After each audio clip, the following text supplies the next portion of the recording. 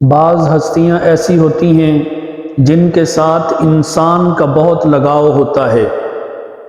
انسان کی ان کے ساتھ بڑی محبت ہوتی ہے، بڑا انس ہوتا ہے انسان کا ان کے ساتھ، اور وہ ہستی، وہ شخصیت جس کے ساتھ انسان کو انس ہے، انسان کو محبت ہے، انسان کو پیار ہے، جب وہ اس شخص سے جدا ہوتی ہے تو انسان اس کی جدائی برداشت نہیں کر سکتا، انسان اس کے غم کو برداشت نہیں کر سکتا، انسان اس کے غم میں نڈھال ہو جاتا ہے۔ یہی تو بات ہے کہ جب ایسا صدمہ انسان کو پہنچے، جب انسان کے اوپر اتنی پریشانی آئے، جب انسان کے اوپر شدت غم آئے، تو پھر اس غم کو برداشت کرنا، اس کے اوپر صبر کرنا، اسی کا تو اللہ رب العزت نے حکم دیا ہے اور اسی کے اوپر اجر دیا ہے۔ اللہ رب العزت نے شدت غم کو برداشت کرنے میں، اس پر صبر کرنے میں جو اجر رکھا ہے وہ کسی اور چیز میں نہیں رکھا۔ میرے محترم دوستو، یہی تو بات ہے کہ اللہ کے پیغمبر صلی اللہ علیہ وسلم نے تلقین کی ہے کہ جب شدت غم تمہارے اوپر آ جائے، جب غم کے پہاڑ تمہارے اوپر گریں، تو پھر یہ دعا بھی پڑھو، اللہم لا تحرمنا اجرہ ولا تفتنا بعدہ۔ جب انسان یہ دعا پڑھے گا، اور اس وقت جب کہ وہ شدت غم میں ہو اور یہ دعا پڑھے، تو یہ دعا نکلے گی بھی دل سے، اللہ رب العزت اس کی ڈھارس بندھا دیتی ہے، اس کی ڈھارس بن جاتی ہے، اس کے دل کو سکون ملنا شروع ہو جاتا ہے۔ یہ اللہ رب العزت کی ذات ہے کہ اس نے انسان کے ساتھ کیسا معاملہ کرنا ہے۔ میرے محترم بھائیوں، حضرت عمر رضی اللہ تعالی عنہ کی جب وفات ہوئی تو آپ کی وفات پر حضرت صہیب رومی شدت غم میں اونچی آواز میں رو پڑے اور کہنے لگے، واہ عمرہ، واہ حبیبہ، واہ اخا۔ دوسرے صحابی جو ساتھ تھے انہوں نے ان سے کہا کہ بھائی صبر کریں، صبر کی ان کو تلقین کی کہ صبر کریں، ایسے نہ روئیں، ایسے واویلا نہ کریں، ایسا آپ کو نہیں کرنا چاہیے۔ تو حضرت صہیب رومی رضی اللہ تعالی عنہ نے ان کو جواب دیا کہ میں عمر کی وفات پر نہیں رو رہا، بلکہ میں تو اسلام کے ذوق پر رو رہا ہوں کہ عمر کے جانے سے اسلام کمزور پڑ گیا، اسلام اس کے اوپر اب بڑھاپا آ گیا۔ میرے محترم بھائیوں دوستو، بعض ہستیاں ایسی ہوتی ہیں کہ جن کا وجود لاکھوں انسانوں کے ایمان کی بقا کا ذریعہ ہوتا ہے، ان کی وجہ سے انسان کا ایمان بچا ہوا ہوتا ہے، ان کا اٹھ جانا کوئی معمولی بات نہیں ہوتی۔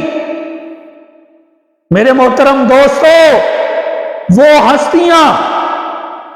جب اس دنیا سے اٹھ جاتی ہیں تو ان کے چلے جانے کے بعد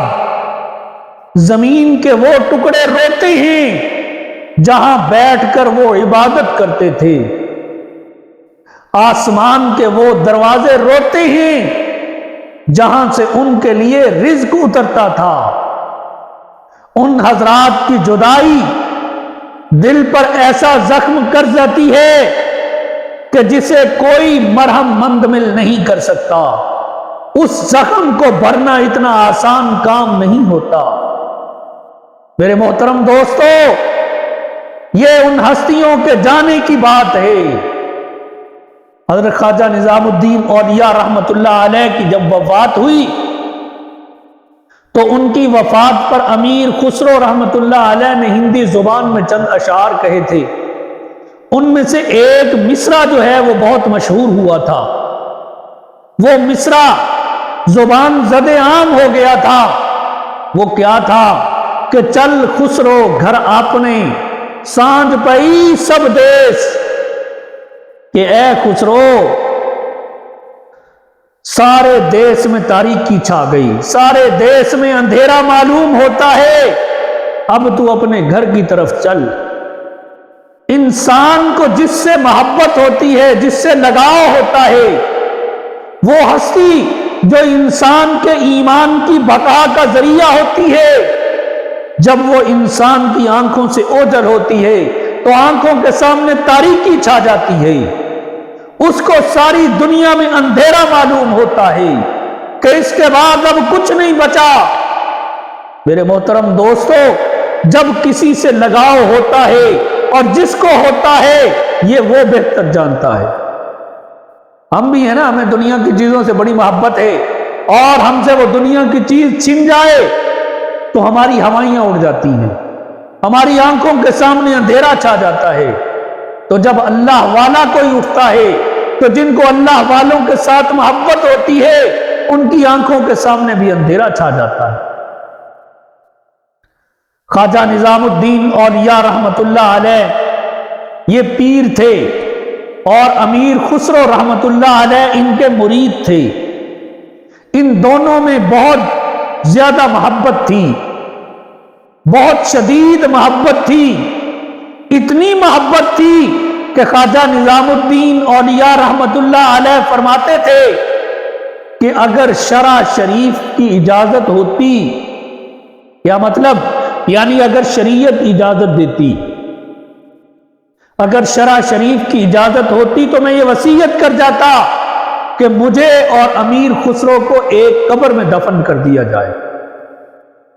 اور دوسری طرف امیر خسرو رحمت اللہ علیہ کا یہ حال تھا کہ ایک دفعہ خواجہ نظام الدین اولیاء رحمت اللہ علیہ کی مجلس میں ایک سائل آیا، اس نے آ کر سوال کیا تو حضرت کے پاس دینے کو کچھ نہیں تھا، کیونکہ اللہ والے ہوتے ہیں، اللہ والے اپنے پاس چیز نہیں رکھتے، وہ اللہ کے راستے میں دے دیا کرتے ہیں، دینے کو کچھ نہیں تھا۔ تو آپ نے اس سائل سے فرمایا کہ ایسا کرو، میرے پاس ابھی تو کچھ نہیں ہے، میرے جوتے ہیں، آپ یہی لے جاؤ۔ چنانچہ سائل نے وہ جوتے اٹھائے اور آپ کے دربار سے نکلا، اپنے راستے پہ چل پڑا۔ اب جس راستے پہ وہ سائل جا رہا تھا حضرت کے جوتے لے کر،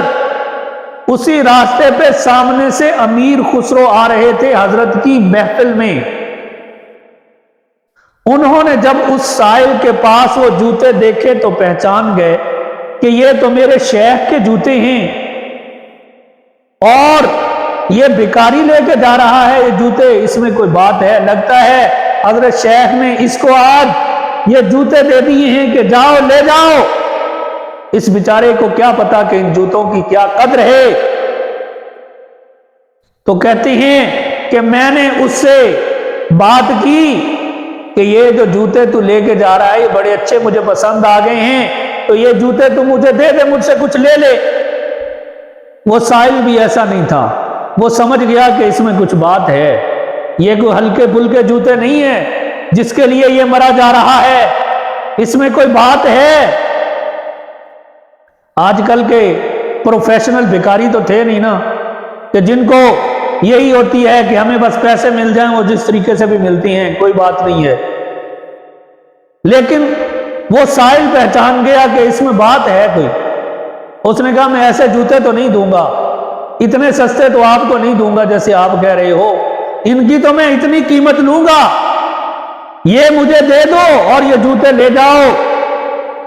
تو امیر خسرو نے اس سے وہ بات طے کر لی، جو اس نے مانگا وہ اس کو دے دیا، اور اس سے جوتے لے لیے، اس سے جوتے لے کر اپنے سر پہ وہ جوتے رکھے۔ امیر خسرو کتنے بڑے بزرگ ہیں، اس سائل سے وہ شیخ کے جوتے لیے اور جوتے لے کر اپنے سر پہ رکھے، اور وہ جوتے سر پہ رکھ کر شیخ کی محفل میں گئے۔ امیر خسرو رحمت اللہ علیہ یہ فرمایا کرتے تھے، اپنے شیخ کی محبت میں یہ کہا کرتے تھے کہ من تو شدم تو من شدی، من تن شدن تو جان شدی، تا کس نہ گوید بعد ازی من دیگرم تو دیگری، کہ میں تو ہو جاؤں اور تو میں ہو جا، من تن بن جاؤں اور تو روح بن جائے، تاکہ بعد میں کوئی یہ نہ کہہ سکے کہ میں اور ہوں تو اور ہے۔